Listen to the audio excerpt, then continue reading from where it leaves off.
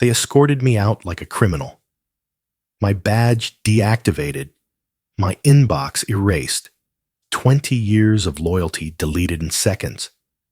I had just saved the company $8.2 million with a system I built from scratch. And yet, there I was, standing outside in the rain, holding a cardboard box of memories. 2 nights before, the CEO had toasted my brilliant mind at a gala. Now security wouldn't meet my eyes. I didn't fight. I just smiled. Because what they didn't know was this. I built a back door.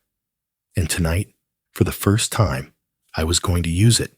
It was 2:04 a.m., and the office lights buzzed like they were exhausted too. Everyone else had gone home hours ago. I sat hunched over my screen, lines of code pulsing in blues and greens. The AI I'd been developing for 18 months, Spectra, had just completed its first full diagnostic. The numbers were breathtaking. With its full integration, we were set to reduce operational costs by 42%. $8.2 million in projected savings. I leaned back, stared at the ceiling, and allowed myself a rare smile. I didn't tell anyone I was heading home.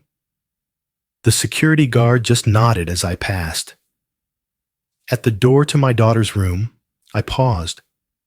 Through the crack, I could see her tiny body curled beneath the blankets, one arm cradling a stuffed bear I'd won for her years ago. I whispered, "I'm doing this for you."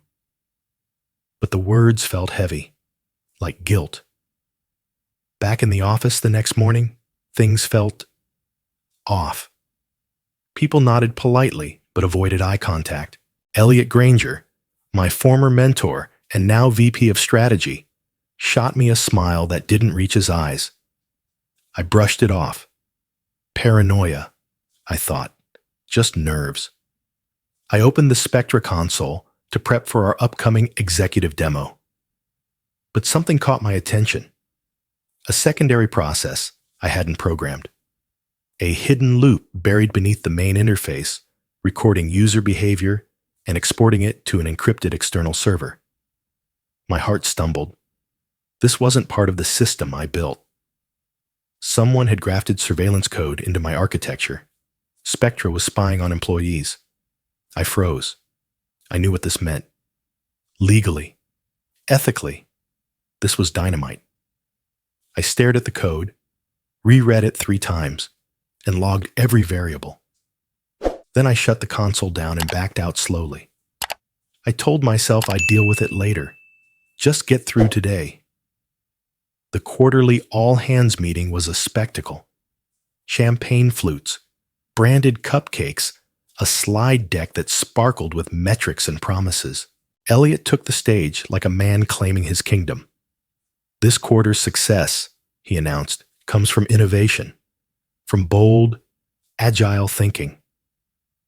Behind him, slides detailed Spectra's capabilities, my capabilities, but no mention of my name.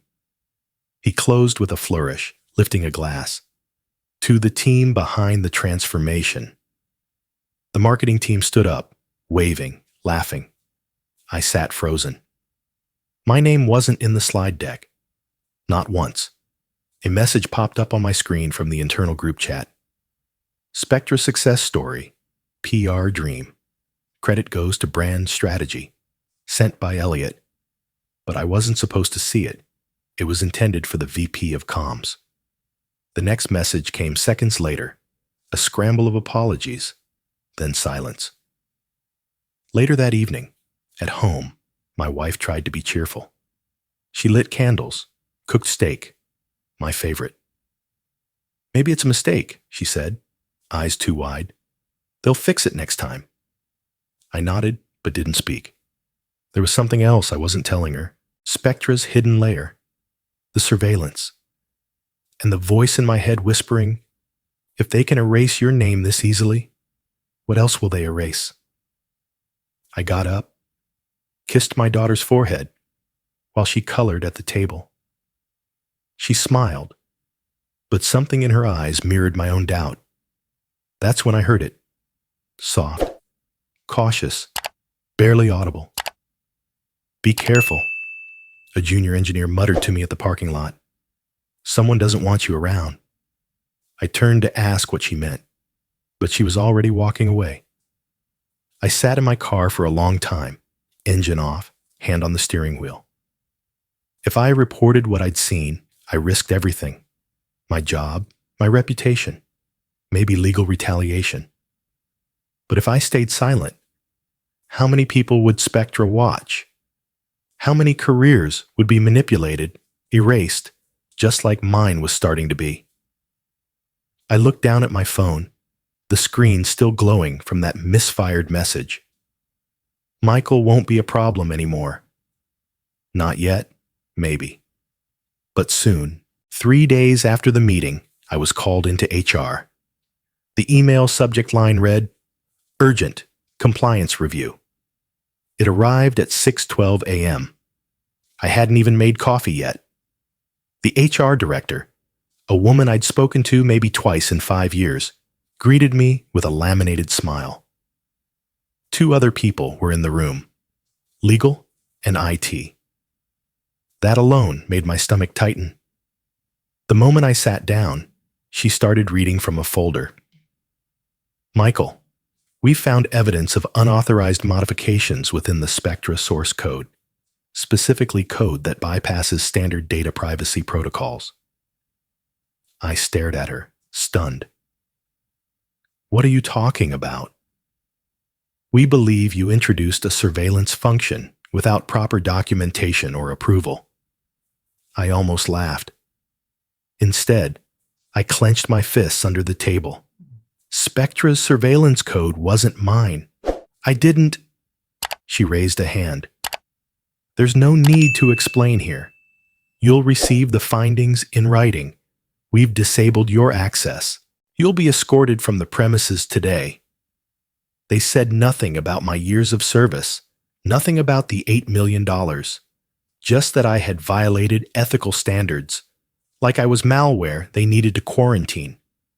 I walked to the men's restroom and locked myself inside the farthest stall. The mirror was cracked. I stared at my reflection through the fracture line, trying to see if I looked like a criminal, or maybe a fool. I felt both. Somewhere between the fluorescent buzz and the throb in my head, I remembered something. 3 months earlier, during one of our late-night sessions, Elliot had leaned over my screen. "We need a passive process," he said. "Just to monitor how employees interact with the system. Don't add it to the documentation. Let's keep it internal for strategic oversight." I asked twice if he was sure. He smiled. Trust me. I had trusted him, and now I was being erased by the very function he ordered. Back in my car, I scrolled through old messages. Then one popped up. A number I didn't recognize. "I was in your seat 2 years ago. Same room. Same charges. They wiped my record before I could even hire a lawyer." I replied, "Who are you?" No answer. I drove home, stunned, silent. My wife tried to ask questions. I couldn't answer any of them. My daughter came into the room and handed me a crayon drawing of us standing together. "No office today?" she asked. "No," I whispered. "No office." They let me return briefly the next morning, supervised, of course, to collect my belongings. No one spoke to me. Even people I'd mentored avoided my eyes. I packed my files and awards in a single cardboard box. I noticed something strange as I left. My office badge still worked. Even after HR said it was deactivated, they hadn't scrubbed me completely yet. That night, I opened my personal drive. I had mirrored everything, every devlog, update, and note about Spectra, including the original alpha build, untouched by anyone but me. I started building an archive. For the first time in months, I picked my daughter up from school. She looked confused at first, then smiled so wide I almost cried. On the way home, she talked about art class, about how she didn't want me to miss her recital next week. I promised I wouldn't. At dinner, my wife asked, "What are you going to do now?" I didn't answer directly. I just said, "I need to fix something." Later, I examined the alpha build. I realized something I hadn't seen before. During a late-night test, I'd added a dormant line of code, purely for debugging, a backdoor that allowed full administrative override. No one else knew it existed. I had forgotten it myself. I could still access Spectra. The company might have fired me, but they hadn't removed me from the system. I could see everything: reports, usage data, modifications, even recent activity by Elliot.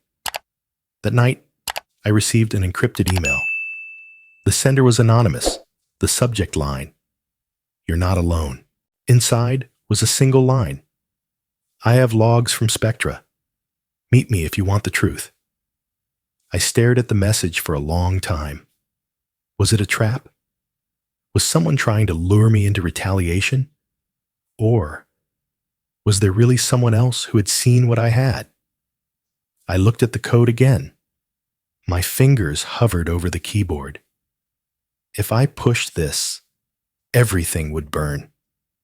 Not just the people who betrayed me, but possibly innocent ones too. If you knew the truth could destroy everything, would you chase it anyway? I waited 3 days before acting. Spectra's back door sat like an unlocked door no one noticed, begging to be used. I didn't want chaos. I wanted consequence. Slow, irreversible consequence. So I wrote a script, subtle, elegant, and deeply destructive. A timed cascade of logic faults, planted deep within Spectra's task scheduler. Every 48 hours, a misclassification here, a broken logic path there. No alarms, no alerts, just degradation, quiet and cruel. The bait was planted. While the first phase ran, I contacted the anonymous source. We met in a parking garage, the kind that smells of wet cement and secrets. She introduced herself as Naomi, handle, mirror glass, slim, fast-talking, with eyes that didn't trust easily. "I used to work for them," she said. "Spectra flagged me for behavioral instability, and the algorithm recommended termination. I'd just gotten out of treatment for anxiety. They called it a security risk." She handed me a flash drive. Every audit log since version 2.3.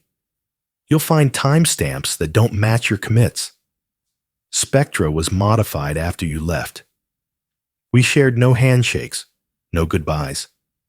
She disappeared into the shadows, leaving me with proof that I wasn't paranoid. I was targeted.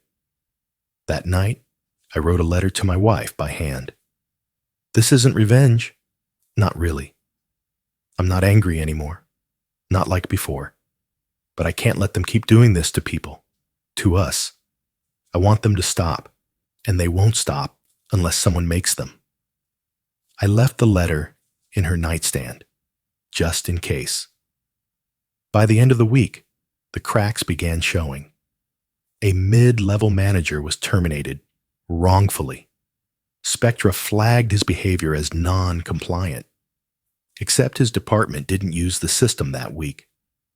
2 HR contracts were emailed to the wrong addresses, exposing salaries and internal memos. An employee from marketing found herself reassigned to a division that didn't exist. Spectra, once praised as flawless, was starting to hallucinate. I monitored the chaos from afar. Each glitch created noise, questions, tension. And then came the call. Unknown number. I answered. "Mr. Carter," said a voice, calm but firm. "This is Vivian Locke, interim CEO. I believe we have a mutual enemy." Vivian Locke had been on the board for years, always quiet, always dissenting during AI discussions. I'd once seen her vote no on a Spectra expansion proposal. No one listened then. I never believed in Elliot's vision, she said. AI is a tool, not a weapon. We used it to hide incompetence, and we're paying for it now. She paused. I need your help. I didn't answer right away. I'm not asking you to clean up their mess, she added. Just show me where the rot started. I'll do the rest. I asked her to meet in person. We spoke for an hour. She didn't defend the company. She didn't apologize on its behalf. She just listened. And when I gave her Naomi's flash drive, she said, "We burn this from the inside. Agreed?" For the first time, I felt like someone inside was finally willing to hold a match. By week's end, Spectra was unraveling. A hiring freeze triggered itself for no reason. Departmental reports generated in Korean. One team's productivity score went negative, and the algorithm recommended dissolving the entire division. People panicked. Investors called for explanations. The board held an emergency meeting. The company's stock dropped 12% in 2 days. Then, a video surfaced on an anonymous message board. It showed Elliot Granger in a private meeting, accepting what looked like a cash-stuffed envelope from a vendor notorious for inflated government contracts. The internet did what it always does. It shared, dissected, and memed the moment into oblivion. I didn't leak the footage. Naomi didn't either. It came from someone else. I traced the video's origin through metadata Naomi had taught me to read. The signature, embedded in the file, was familiar. Glass Twin. It was a username I'd seen once before, long ago, on a memorial site for employees affected by Spectra. One of the photos there showed a man. His eyes were tired, his smile too small. He'd ended his life after being flagged by Spectra for disengagement. The story barely made a ripple. But beneath the obituary, someone had commented, he wasn't broken. Spectra was. That man was Naomi's brother. And she wasn't the only one Spectra had failed. The company had spent years praising itself for innovation, while using data to manipulate, marginalize, and silence. Now the machine they built was eating itself. I sat in my living room, watching the world react. My daughter played on the carpet, oblivious to the headlines scrolling beneath the news anchors' faces. "Do you feel better?" my wife asked softly. "No," I said. "Not yet." She nodded, "But maybe soon." The subpoena arrived on a Thursday. Plain envelope. Government seal. My name, bold across the top.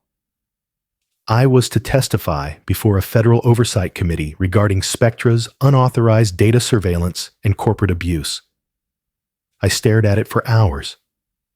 That night, my daughter sat beside me on the couch, coloring. She looked up and asked, "Did you do something wrong, Dad?" I opened my mouth to answer, but the words didn't come. I couldn't say no. Not because I'd broken laws, but because I had broken silences, and that was its own kind of rebellion.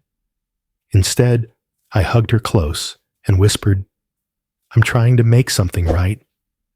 The hearing was scheduled for 10 days later in D.C. Vivian Locke arranged my legal support and flew with me. She didn't say much during the flight, just handed me a file with questions I might face, then stared out the window like she was mourning something invisible. A few days before the testimony, I visited a grave I hadn't seen in years. Ben Park. He was one of Spectra's earliest casualties, a quiet analyst with brilliant instincts. The algorithm had labeled him as a disruptive risk. 3 weeks later, he was gone. I knelt at the headstone, fingers tracing his name. "I should have said something back then," I said aloud. "I let them bury you in silence. I won't let them do it again." At the courthouse, flashbulbs burst the moment I stepped out of the car. Reporters shouted questions I couldn't process. Inside, it was quiet, cold, the kind of silence that hangs like fog. They called me Mr. Carter and asked if I'd worked on Spectra. I said yes. Did I know it was used for surveillance? Not originally. Did I later discover abuse? Yes. Did I have proof? I reached into my briefcase. Naomi's logs, my source code, timestamps, commits, the back door, Elliot's signed memos. The flash drive sat heavy in my palm. When they asked why I hadn't come forward sooner, I told them the truth. I was afraid, not of losing my job, but of losing my daughter, my life, my voice. But I realized silence protects the wrong people.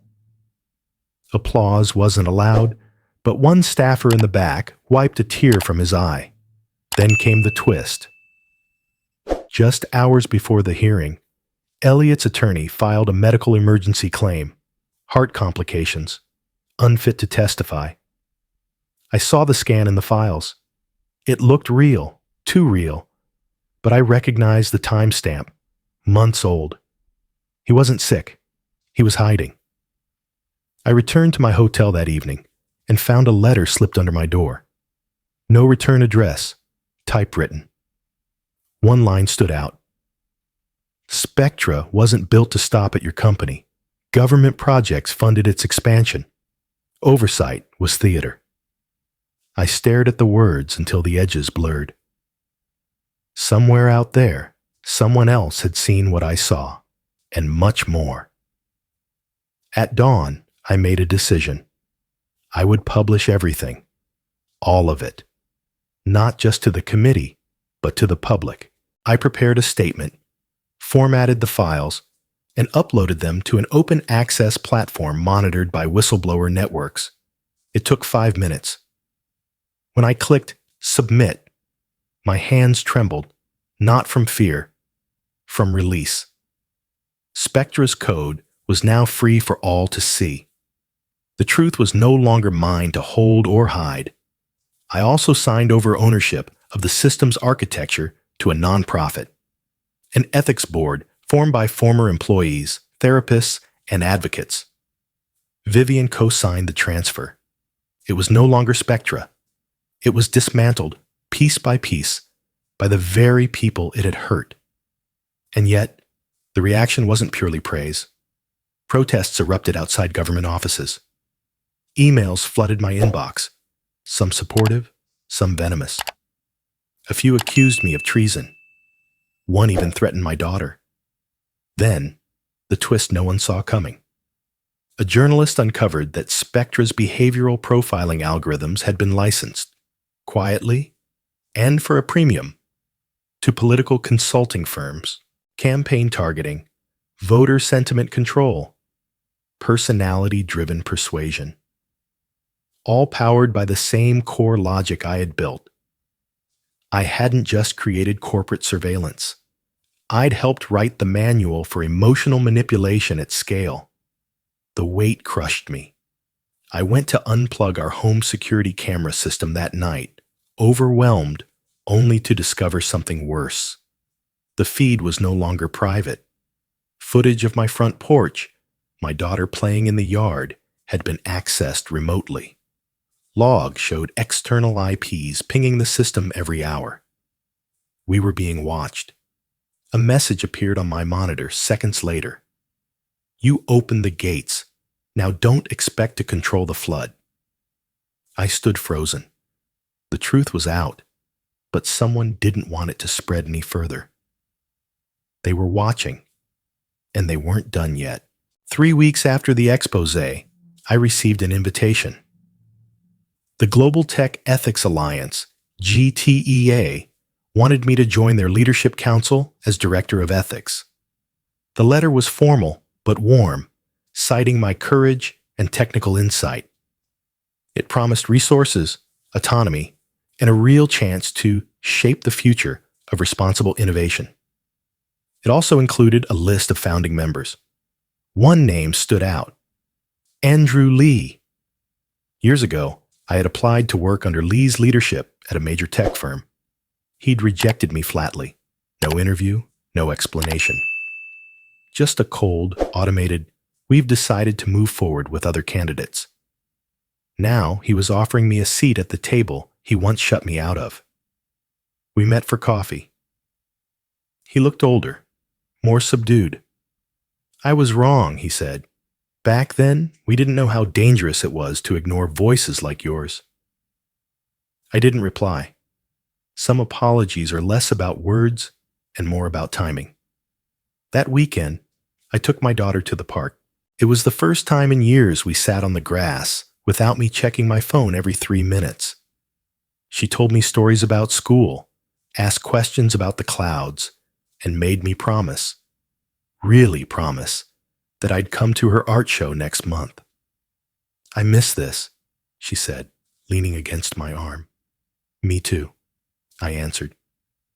For a moment, I let myself believe things were settling, that the worst had passed. Then the call came. Elliot had been arrested. Fraud, conspiracy, corporate espionage. The charges were long and damning. But before his arraignment, he'd requested one thing: a private meeting with me. I wasn't sure why I agreed. Maybe curiosity. Maybe closure. They led me into a gray room with no windows. Elliot sat on the other side of the table, looking 10 years older than the last time I saw him. His suit didn't fit. His hands trembled slightly. "You're here," he said, almost relieved. "I shouldn't be," I replied. He nodded, eyes downcast. "I know what I did, and I won't ask for forgiveness. But I need to show you something." He slid a small envelope across the table.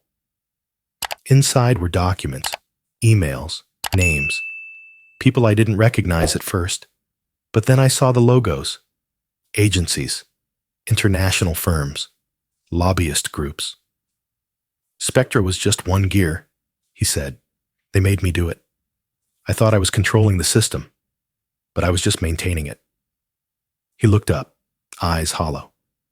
"You think it ends with me, but it doesn't. They'll keep going. Somewhere else, with someone else's name on the file." I didn't know what to say.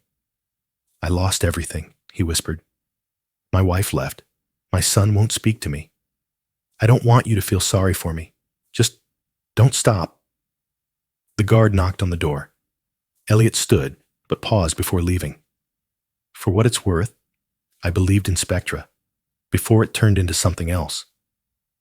I drove home in silence. My wife met me at the door, searching my face for answers I didn't yet have. That night, I couldn't sleep. I sat in my study, staring at the envelope.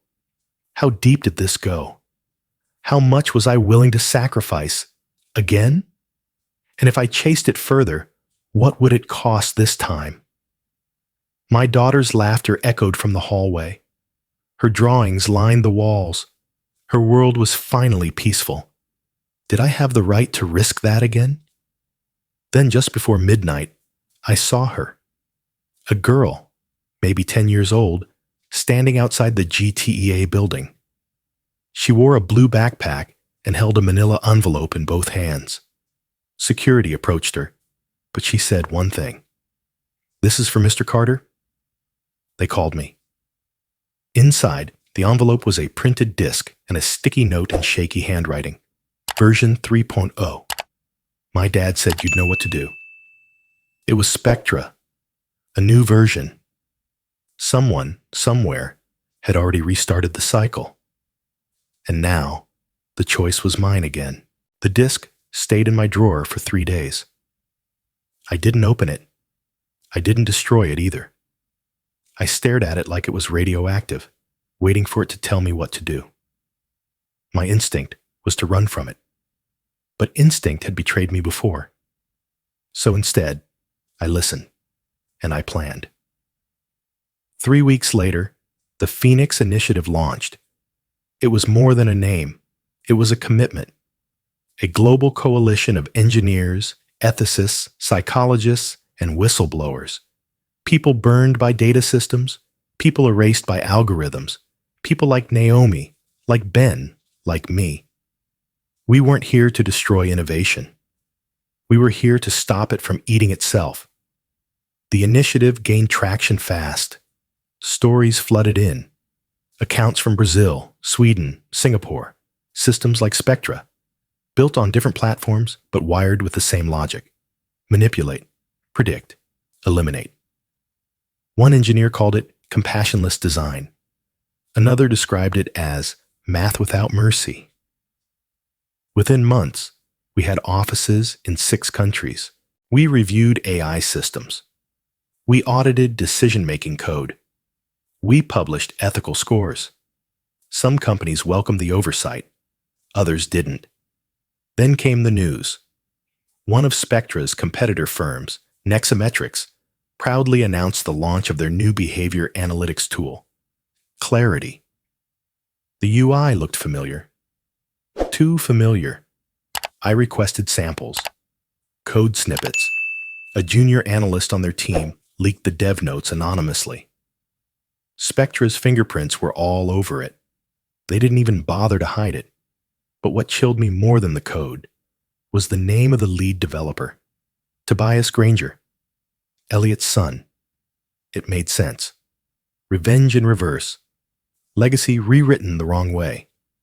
I had 2 choices, expose him or confront him.